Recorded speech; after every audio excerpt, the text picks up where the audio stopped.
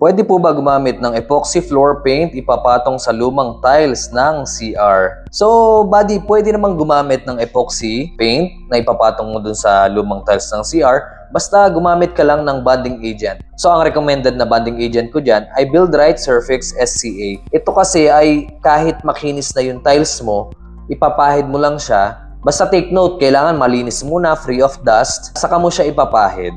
Ito kasing Build Right Surfix SCA na ito, ready to use na ito. Ipapahid mo lang once na malinis na yung tiles mo. Kahit gaano pa siya kakinis, kakapit at kakapit siya. Hindi lang epoxy paint ang pwede mong ilagay sa kanya. Kahit tiles to tiles siya, pwede. Alright? Pero kung gusto mo naman na epoxy paint talaga, sinasuggest ko, after ng epoxy paint, maglagay ka ng top coat or clear coat para mas matibay siya.